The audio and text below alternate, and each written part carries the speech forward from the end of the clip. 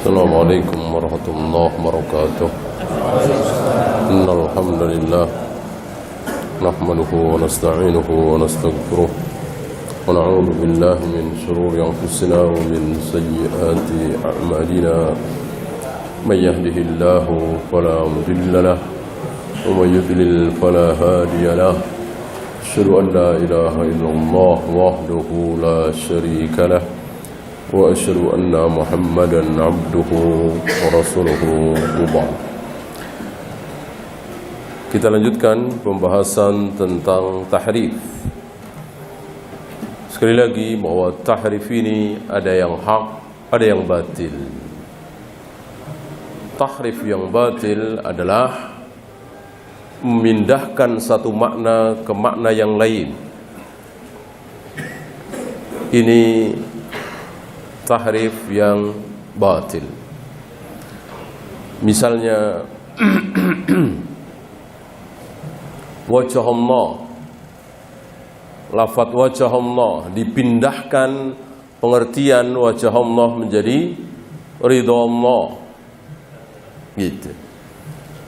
Ini batil, ya. Ini tahrif yang takwil yang batil.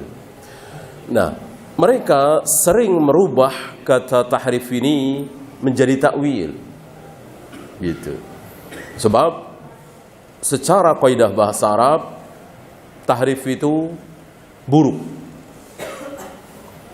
Kalau bahasa kita mungkin merubah-rubah, ya.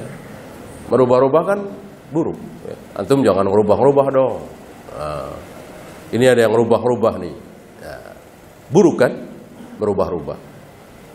Berbeda dengan perubahan. Kita ikuti kaidah bahasa Indonesia dulu.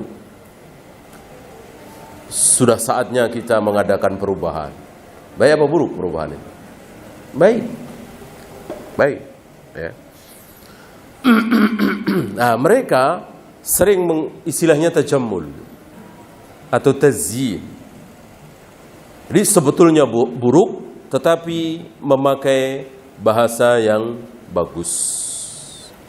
Maksudnya buruk, gitu. Tapi yang keluar dari mulutnya bagus. Jadi berbeda apa yang ada, apa yang menjadi maksud dengan apa yang keluar di mulut, gitu. Kami mendirikan partai ini untuk apa? Untuk mengakomodir kemauan rakyat, gitu. Bagus apa jelek? Bagus, bagus, ya. Untuk menggali potensi bangsa, bagus, ya. Yang buruk disembunyikan, tidak diucapkan, ya. Kami mendirikan partai agar apa? Agar saya bisa berkuasa. Itu. Kalau saya berkuasa kan saya bisa kaya. Nah, ini nggak disebut, karena itu kan buruk, ya. Itu nggak disebut. Yang disebut perubahan, gitu. Agar rakyat mendapatkan haknya dan seterusnya dan seterusnya. Banyak orang menggunakan kalimat sesuatu maksudnya yang lain. Antum masih ingat apa yang kita bahas tentang ucapan Nabi ketika beliau menyuruh Aisyah menunjuk Abu Bakar sebagai imam sholat. Apa kata Aisyah? Abu Bakar, pilih yang lain saja ya Rasul. Abu Bakar tidak bisa menahan tangisnya, ya. Bacaan sholatnya dikalahkan oleh suara tangisannya. Ucapan Aisyah, ucapan ini benar.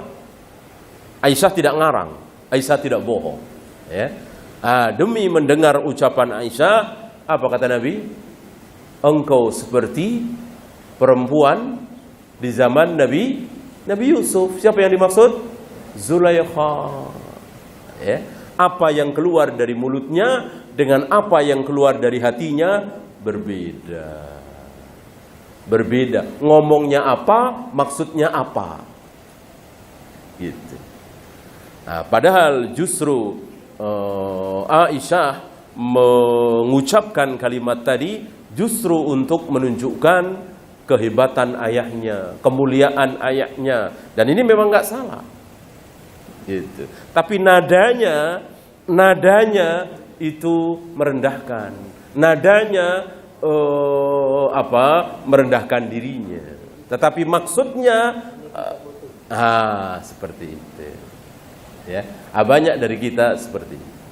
Ya, saya mah nggak bisa apa-apa, saya kan cuman ini itu. Tapi maksud dari kalimat itu untuk menunjukkan kehebatan dirinya. Ya, di sini para ulama melihat bagaimana kalimat tahrif dirubah oleh mereka menjadi kalimat takwil. Kalau takwil bagus, takwil ada dalam Al-Quran. Ucapan Nabi Yusuf, hadza ta'wilu ru'yaya min qabl. Inilah takwil mimpiku wahai ayah. Berarti takwil kalimat yang hak. Yang batil itu tahrif. Maka mereka ketika mentahrif tidak bilang mentahrif, tapi mentakwil. Gitu. Seperti kalimat bid'ah, kan buruk. Buruk, kalimat bid'ah buruk. Nggak ada yang mau menerima kalimat bid'ah. Tidak ada yang mengaku. Gitu. Ya ini dari mana Pak? Habis ini nih, habis bid'ah nih. Nah, kan nggak ada. Oh habis pengajian bid'ah ya. Iya nih. Nah, nggak ngaku, marah, ya kan? Bid'ah kalimat buruk. Oleh karena itu bid'ah yang mereka lakukan tidak disebut bid'ah. Ya kan? Tidak disebut bid'ah. Banyak istilahnya. Ada maslahah mursalah, ada tajdid, perubahan, dan lain-lain. Persis kalimat ini, tahrif mereka sebut sebagai takwil. Padahal sebutan yang batil, karena tahrif bukan takwil, takwil bukan tahrif. Takwil sekali lagi ada yang hak, ada yang batil, tahrif semuanya batil. Ya. Wa illam yadulla alaihi dalilun fahuwa tahrif. Tahrif adalah merubah satu kata ke kata lain tadi tanpa dalil. Tanpa dalil. Kalau dengan dalil, takwil. Gitu. Kalau dengan dalil, takwil. Seperti kata yakin difahami sebagai maut. Apakah ini tahrif? Tidak. Ini takwil yang hak. Kenapa? Karena ada dalil. Nabi menyebut yakin, padahal yang dimaksud oleh beliau adalah mati. Yaitu ketika ada seorang sahabat bernama siapa dulu? Utsman bin Mad'un meninggal. Ketika Utsman bin Mad'un meninggal, Nabi mengatakan, amma Utsman qad ja'ahul yakin. Utsman telah kedatangan al-yakin. Yang dimaksud beliau telah mati. Mati oleh Nabi ditakwil sebagai yakin. Ya, berarti yakin yang dimaksud mati. Ini takwil betul, takwil yang hak. Kenapa? Karena ada dalil. Sabda Nabi kan dalil. Adapun kekuasaan Allah ditakwil sebagai tangan Allah ditakwil sebagai kekuasaan Allah. Wajah Allah difahami sebagai ridha Allah, ini takwil yang batil atau istilahnya tahrif. Ya, bersemayam diganti dengan menguasai. Istawa bimakna istaula, ini tahrif atau takwil yang batil. Ya. Wa taghyirul lil kalim an mawadihi. Sifat tahrif ini sifat orang Yahudi. Antum tahu salah satu sifat Yahudi banyak. Menjual akhirat ditukar dengan dunia.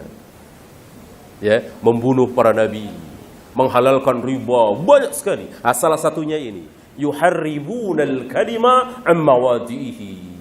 Merubah-rubah kalimat dari tempat semula. Ini salah satu ciri orang-orang Yahudi, terutama ulama-ulama mereka. Salah satu kelakuan ulama-ulama Yahudi, ahbarul Yahudi, merubah-rubah ayat.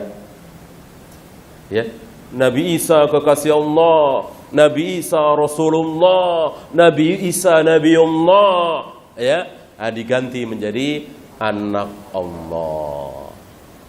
Ya, anak Allah. Dirubah. Disembunyikan bahwa Nabi Muhammad SAW, Nabi terakhir, Rasul terakhir, disembunyikan ini. Ini salah satu sifat Yahudi. Nah, sifat Yahudi ini ditiru oleh sebagian kaum muslimin. Maka kaum muslimin merubah-rubah ayat. Istawa diganti dengan istaula, tangan Allah diganti dengan kekuasaan Allah, wajah Allah diganti dengan ridha Allah. Ini kelakuan Yahudi. Padahal Nabi tidak pernah menjelaskan bahwa tangan Allah adalah kekuasaan Allah, wajah Allah adalah ridha Allah. Allah bersemayam berarti Allah menguasai. Tidak pernah keluar dari mulut Nabi sallallahu alaihi wasallam. Dan ini sekali lagi kelakuan Yahudi yang ditiru oleh sebagian kaum muslimin. Karena sabda Nabi alaihi salatu wassalam, seluruh kelakuan Yahudi akan ditiru oleh umatku. Tidak ada kelakuan Yahudi yang tidak ditiru oleh umatku. Mana kelakuan Yahudi yang tidak ditiru oleh umat ini? Barangkali cuma satu. Cuma satu kelakuan Yahudi yang tidak ditiru oleh umat ini. Apa? Iya, membunuh para nabi. Selebihnya ditiru. Makan riba, menghalalkan yang haram, mengharamkan yang halal. Iya, hilah dilakukan oleh kaum muslimin hari ini, mengikuti kelakuan Yahudi. Bahkan kata Nabi, seandainya ada orang Yahudi yang menzinai ibunya, maka pasti ada di kalangan umatku yang akan berzina dengan ibunya. Ya. Jika ada umat ini yang menzinai ibunya, berarti ada dulu Yahudi seperti itu. Ya. Maka yang menjadi konsentrasi kita dakwah agar apa? Agar saya, antum, kita terhindar dari kelakuan Yahudi.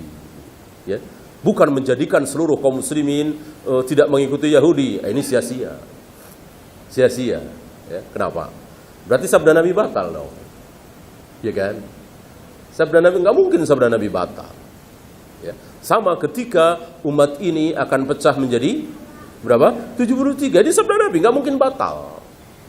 Maka tidak mungkin dan tidak boleh seorang dai hari ini mengatakan gimana caranya supaya seluruh kaum muslimin berada dalam jalan yang hak, agar seluruh kaum muslimin tidak pecah, agar seluruh kaum muslimin menjadi satu kelompok saja. Ini sia-sia. Ya. Maka tidak seperti itu yang dilakukan oleh para ulama, para dai. Bagaimana supaya kita, supaya saya, supaya antum, supaya keluarga kita menjadi kelompok yang satu. Jangan masuk kelompok yang 72. Jangan pernah mengatakan agar Islam ini seluruh dunia menjadi satu kelompok. Tidak bisa. Tidak bisa. Ya. Maka dakwah para ulama sepanjang zaman adalah memisahkan antara yang hak dengan yang batil. Bukan merangkul yang batil. Enggak apa-apa yang batil kita rangkul, yang penting kita tidak saling menjatuhkan, tidak saling menyalahkan. Agar kita semua merasa sebagai sesama muslim yang tolong menolong, bantu-membantu dengan akidah masing-masing, dengan manhaj yang berbeda-beda. Tidak bisa. Ya. Yang ada ikut kepada sunnah Nabi atau tidak. Kalau ikut, alhamdulillah. Kalau tidak, kita tahdzir. Begitu. Tentu kita tahdzir orang-orang yang tidak mau mengikuti sunnah Nabi. Orang-orang yang membolehkan tahlilan, muludan, padahal Nabi tidak pernah tahlilan, muludan. Ya tentu kita tahdzir. Tidak mungkin kita rangkul mereka, nggak apa-apa. Ya, yang penting kita sesama muslim. Ya, kita berjalan masing-masing. Gitu. Apa kaidah orang hizbiyin? Nata'awanu fi mattafaqna wa na'tadiru fi makhtalafna ba'duna ba'dan.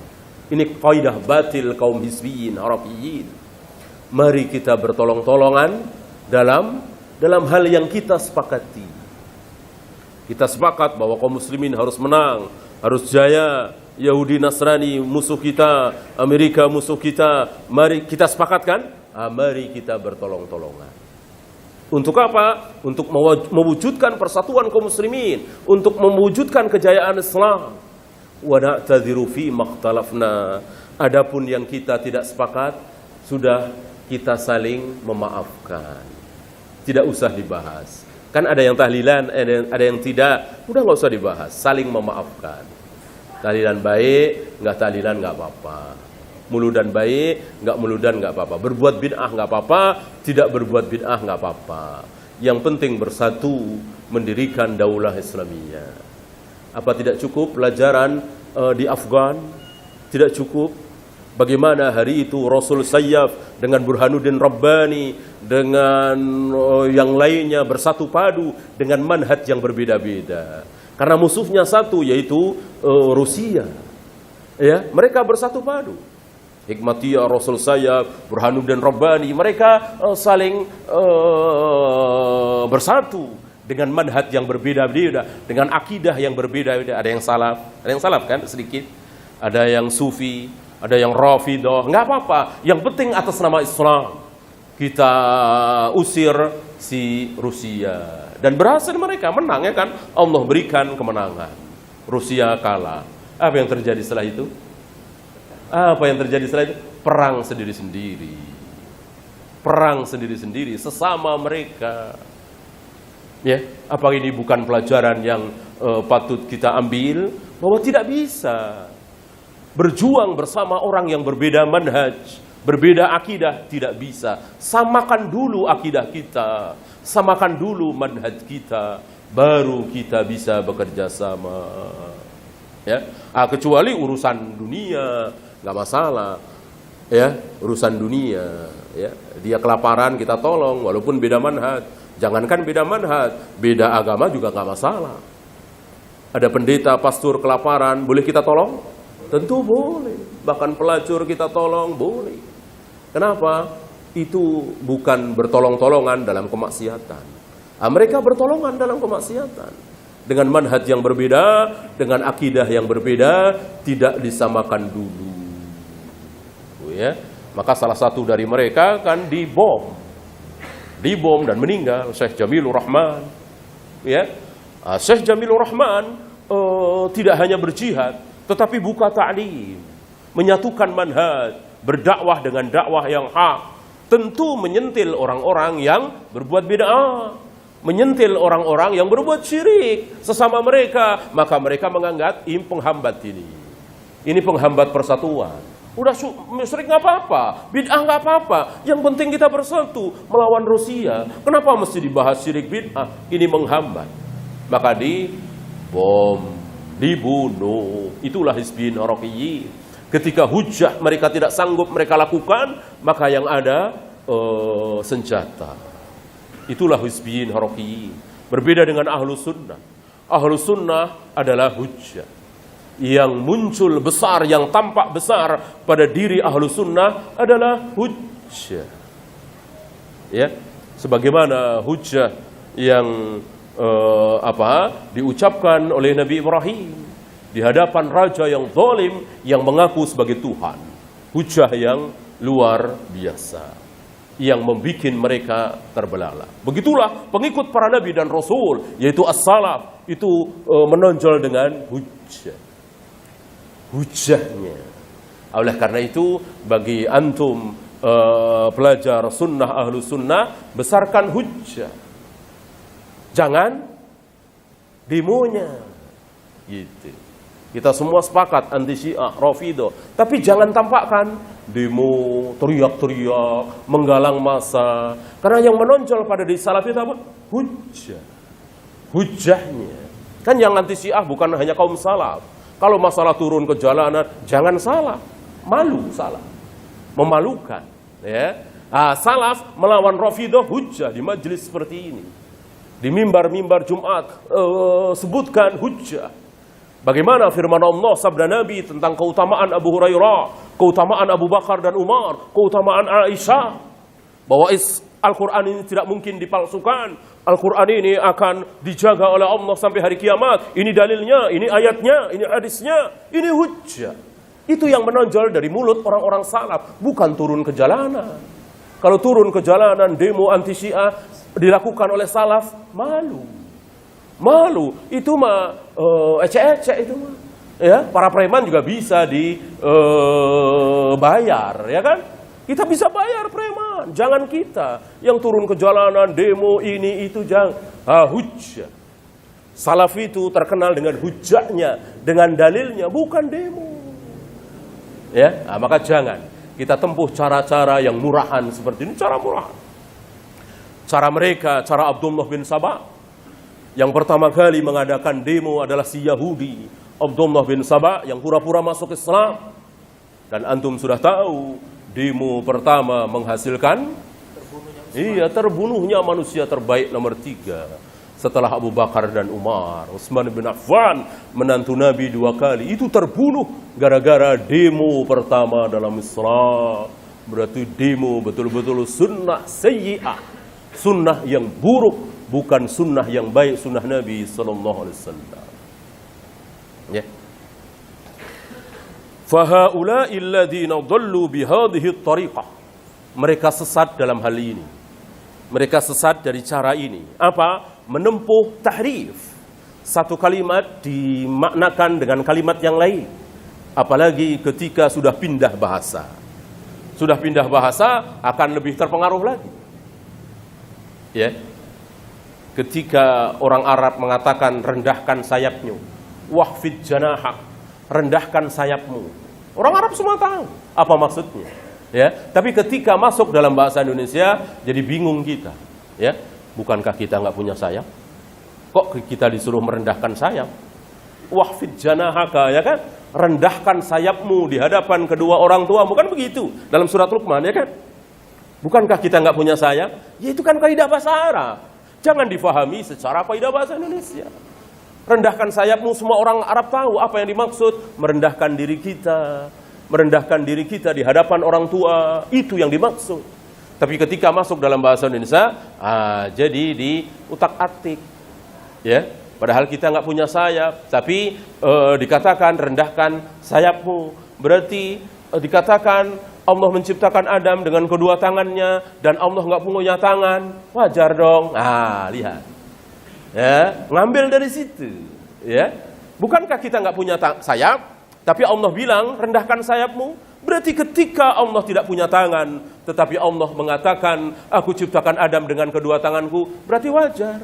Berarti ketika Allah mengucapkan kedua tanganku, tapi belum tentu Allah punya tangan. Lihat. Ya, itu kaidah bahasa Arab. Bahwa rendahkan sayapmu subah masyhur di kalangan Arab, bahwa dimaksud merendahkan diri. Tetapi Allah menciptakan dengan kedua tangan, nggak ada kaidah dalam bahasa Arab. Ya, artinya harus difahami dengan sebenarnya bahwa Allah betul-betul memiliki kedua tangan dan kedua-duanya kanan, dan dua tangan itulah yang pernah dipakai oleh Allah untuk menciptakan Adam secara langsung.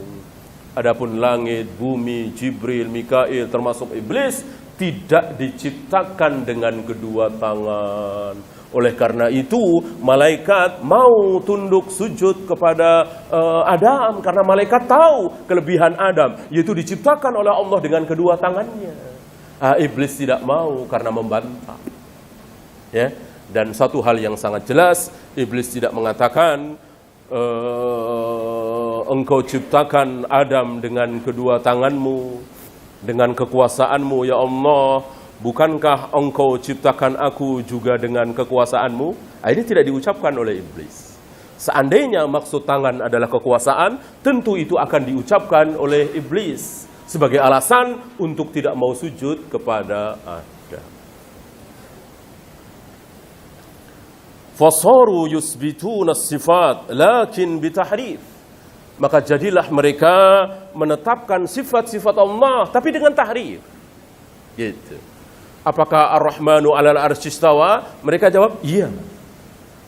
Apakah mereka tetapkan bal yadahu mabsutatan, kedua tangan Allah terbentang? Mereka jawab, iya. Ditetapkan sifat-sifat itu.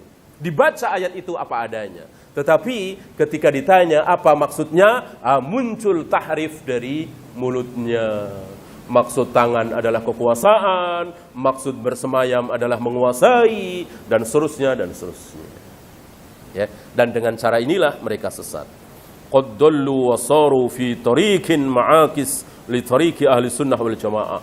Maka mereka berada dalam satu manhaj, satu jalan, satu cara yang bertentangan dengan jalan yang ditempuh oleh ahli sunnah wal jamaah.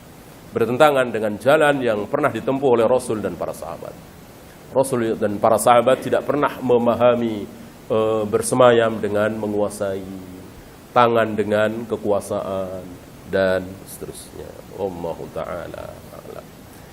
Ya, kita sisakan mungkin 10 menit untuk soal jawab. Ada pertanyaan? Silakan. Silakan.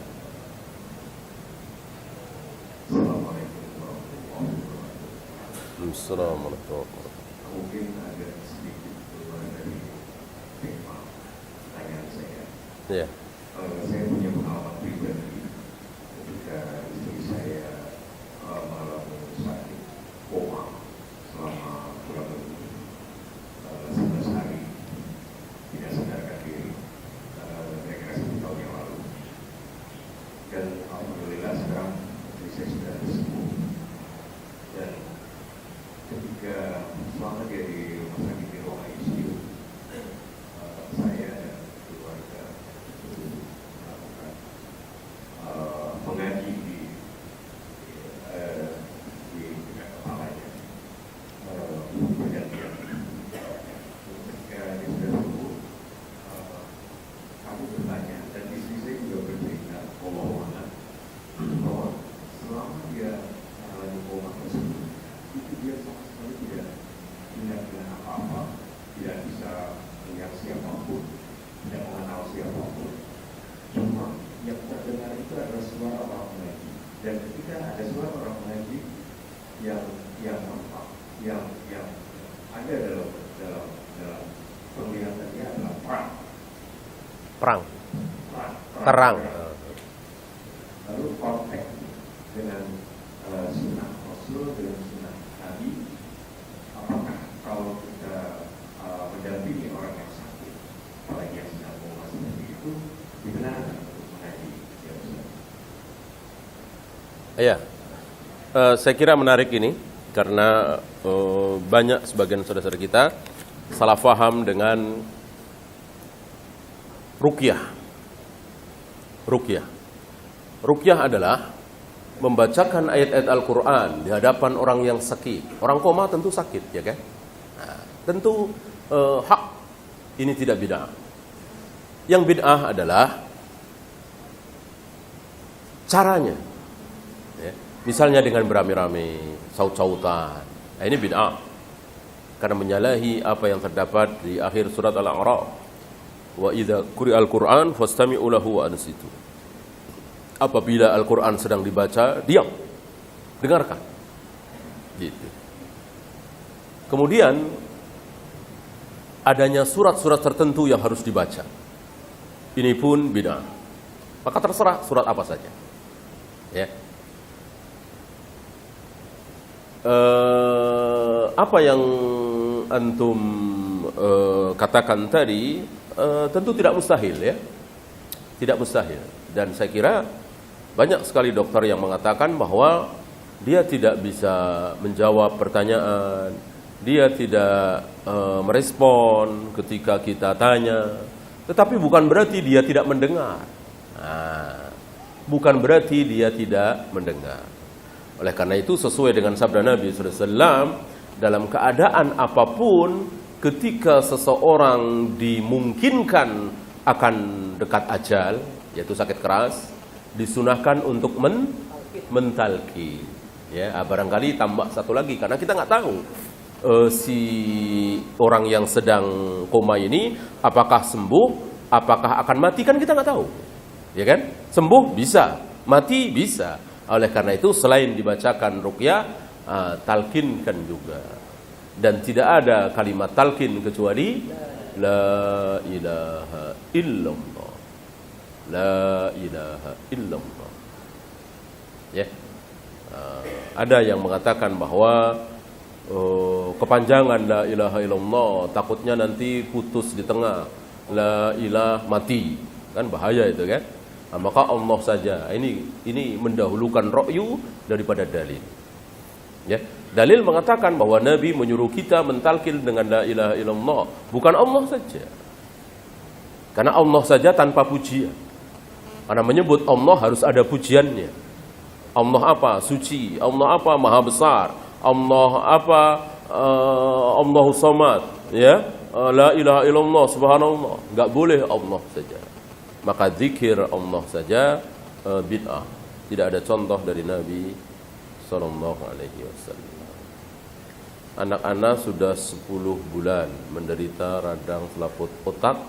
Pada saat umur 10 bulan dirawat di rumah sakit selama 2 bulan masuk ICU. Pertanyaan.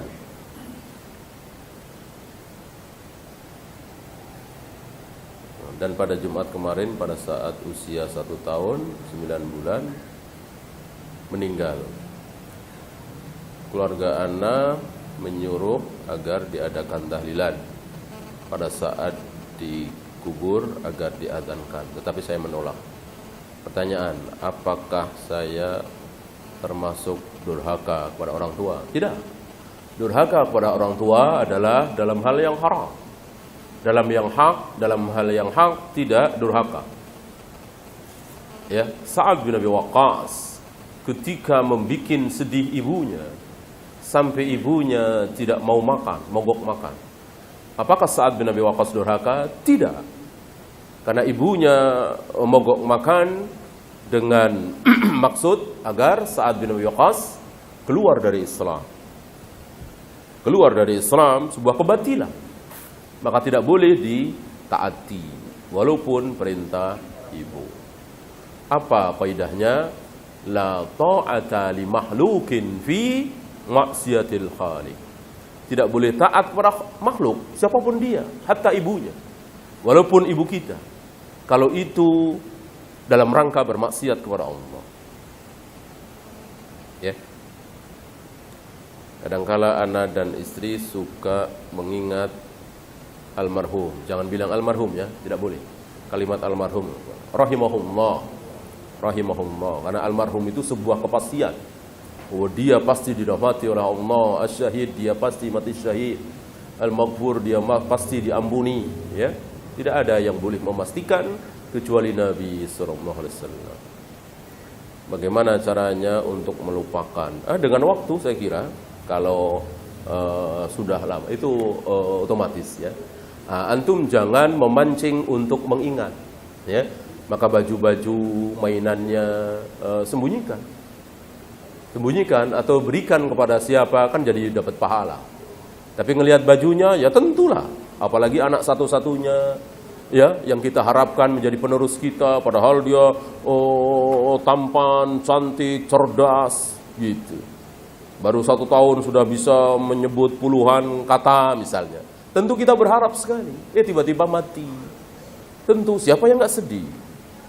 Ya, ingat mainannya dan seterusnya. Maka mainannya, fotonya dan seterusnya jangan kita lihat. Ya, itu cara Nabi agar kita tidak mengingat kematian. Dan sunahnya kematian itu diingat-ingat apa dilupakan? Dilupakan.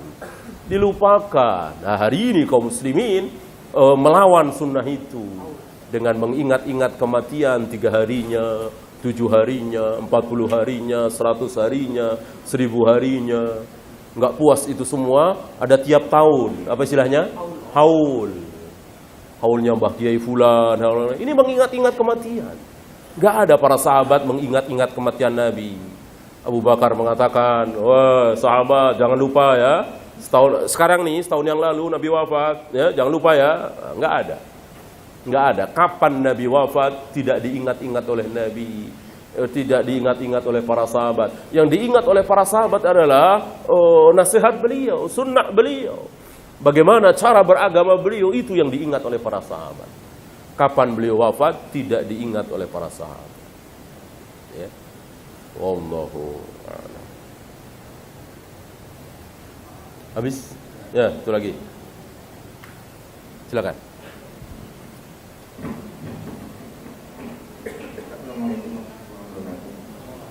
Berkaitan dengan kemarin termasuk ya, ada pertanyaan bahwa kita kan harus taat dengan ulil amri. Ya. Apakah yang mereka yang saya ikut pilih itu masuk ke ketaatan pada pemerintah? Kemudian kalau misalnya dari fatwa yang tidak ikut pilih itu misalnya majlis sampai ikut pilih, terus yang terpilih adalah orang lain, apakah itu juga ulil amri yang kita harus taat pada mereka? Yang pertama, pemerintah kita menganut sistem demokrasi. Kalau pemerintah memaksa rakyatnya milih, demokratis nggak? Kira-kira demokratis nggak? Tentu tidak. Yang namanya demokratis itu milih silakan, nggak milih silakan, gitu. Kecuali kalau kita pergi-pergi nggak bawa KTP, naik motor nggak pakai helm, jelas. Buktinya apa? Ada sanksinya. Tanyakan pada ahli hukum, profesor, doktor manapun, tidak milih ada hukumannya? Tidak ada. Karena memang demokrasi seperti itu, bebas. Mau milih siapa saja terserah, nggak milih karena nggak ada yang cocok terserah. Misalnya ada pemilihan lurah, calonnya cuma satu, pasti jadi? Pasti jadi nggak? Bisa jadi, bisa tidak. Karena apa? Karena milih dia boleh, nggak milih dia berarti nggak milih kan? Boleh. Berarti tidak ada kewajiban rakyat untuk memilih. Tidak ada. Katanya demokrasi, gitu kan? Pakai kaidah mereka kita menang, gitu, ya kan? Kemudian tentang fatwa, ini terlalu buru-buru, ya kan? Nah, kan fatwa ulama itu kalau darurat, ya kan? Berarti ulama ini, saya As-Sisri ini paham bahwa demokrasi itu haram. Karena bagaimana tidak haram? Kebenaran itu didasarkan atas suara terbanyak. Mau bertentangan dengan ayat sekian hadis riwayat Bukhari Muslim, nggak peduli. Kalau disetujui oleh mayoritas, ya itu yang harus dilakukan, yang harus dibenarkan. Masuk prinsip seperti ini kita ikuti, jelas haram. Beliau mengatakan, tapi ini darurat, maka boleh. Sama seperti makan daging babi. Kalau kita kalau nggak makan daging babi mati, kita boleh. Di tengah hutan nggak ada apa-apa, adanya cuma daging babi, boleh. Nah sekarang kalau kita tidak milih, apa kita mati? Apa iya kita mati kalau nggak milih? Ya, terus fatwa ulama itu kan gimana penanya? Kan beliau nggak tahu Indonesia, beliau nggak ngelihat berita tentang Indonesia dari A sampai Z, ya kan? Yang ya beliau sikoh sama penanya. Penanya mengatakan bahwa darurat, ya. Darurat itu kapan? Pemilu 99, pemilu 2004, pemilu 2009, bahkan pemilu tahun 70. Beda apa sama kira-kira? Sama apa beda? Nggak ada bedanya demokrasi, ya. Kecuali sono berdarah-darah, ya kan? Bahkan malah hebat tahun berapa itu? 99, ya, tawuran segala macam. Ini tawuran nggak ada, satu doang di Jogja itu kan. Ya, kan biasa aja, biasalah. Ya ini terlalu didramatisir, seolah kalau nggak nyoblos, kita berdarah-darah. Ya, sama aja nggak ada bedanya. Nggak ada bedanya, bedanya apa? Ya, nggak ada bedanya. Gitu. Yang ketiga, kita harus yakin dengan dalil dibanding analisa-analisa. Ya. Analisa mengatakan bahwa jika mayoritas kaum muslimin nggak mau milih, ya yang milih non-muslim, ya tentu non-muslim akan memilih non-muslim. Yang jadi non-muslim, maka isi DPR orang Kristen semua, kabinet orang Kristen semua. Ini analisa. Ya. Dalil mengatakan bahwa pemimpin itu gimana? Gimana rakyat? Kalau rakyatnya mayoritas muslim, insya Allah pasti pemimpinnya muslim. Kalau rakyatnya mayoritas salaf, insya Allah pemimpinnya salaf. Ya. Raja Saudi dari dulu sampai hari ini salaf semua. Kenapa? Iya, salaf. Nggak ada Raja Saudi ngadain tahlilan, muludan, ya kan? Bahkan bendera setengah tiang nggak ada. Lihat, ketika Raja siapa? Fat meninggal ya. Oh, di PBB, ya, setengah tiang semua itu benderanya. Ya, kecuali bendera Saudi. Subhanallah. Ya, lihat. Karena apa? Karena rakyatnya sunnah, maka pemimpinnya sunnah. Maka nggak usah terlalu sibuk, nggak terlalu pusing dengan siapa pemimpin kita, siapa yang tampil di permukaan. Kita harus lebih sibuk. Siapa rakyat kita, siapa diri kita. Mari kita berdakwah, ya kan? Antum lihat masjid hari ini di kantor-kantor, subhanallah, termasuk masjid ini, ya kan? Jumatan luar biasa sunnah, yang berjenggot banyak, yang berjilbab, walaupun ada yang syar'i, ada yang tidak, ya. Itu hasil karya kabinet, hasil karya anggota parlemen? Nggak ada mereka. Itu hasil karya para dai yang tidak kenal capek dari satu masjid ke masjid lain. Bukan hasil karya parlemen. Apa yang dilakukan oleh orang-orang parlemen dan kabinet sehingga kaum muslimin jadi seperti tidak ada. Ya, yang masuk parlemen, yang masuk kabinet hasilnya apa? Hasilnya uang, hasilnya duit. Mereka nikmati sendiri dan itu terjadi. Ya, yang sapi lah, yang kebo lah, yang inilah, ya. Mereka nikmati sendiri. Apa yang mereka lakukan? Katanya partai dakwah dan seterusnya, nggak ada. Maka jangan berharap dengan orang yang masuk parlemen, jangan orang masuk kabinet, jangan berharap. Berharaplah dengan dari para dai yang berani menyatakan sunnah itu sunnah, bid'ah itu bid'ah, hak batil, syirik, tauhid. Itu yang bisa merubah kaum muslimin. Para ulamanya, bukan pemimpin. Pemimpin nggak bisa berbuat apa-apa. Antum jangan takut dengan orang Syiah masuk parlemen, masuk kabinet, tokoh Syiah jadi menteri agama. Biarin aja. Biarin aja. Kalau dia jadi menteri agama, nggak dakwah lagi, ya kan? Oh, masuk menteri dakwah, ya? Ngurusin proyek lah ini itu. Sibuk dengan duit. Kita yang dakwah. Begitu, ya. Kita harus paham. Coba Ustaz Hakim, Ustaz Yazid jadi menteri agama, kita untung apa rugi? Rugi, kita nggak dapat ilmu beliau, ya kan? Nggak ada Krukut lagi, nggak ada Imam Ahmad bin Hanbal lagi, nggak ada. Adanya komisi A, komisi B, segala macam ini itu, ya. Itulah pejabat itu nggak bisa berbuat apa-apa. Lagian antum tahu sekarang ini zamannya, bahkan dari dulu ya, rakyat takut penguasa, apa penguasa takut rakyat? Penguasa takut rakyat, pejabat-pejabat itu takut sama rakyat. Coba saya jadi menteri agama, apa berani saya ngomong begitu? Tahlilan bid'ah, muludan bid'ah, ya habis saya, ya.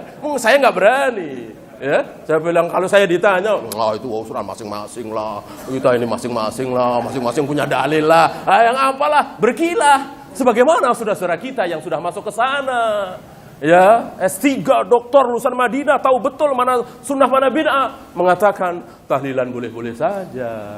Wa inna lillahi wa inna ilaihi raji'un. Musibah besar. Ya. Ya, mudah-mudahan bermanfaat.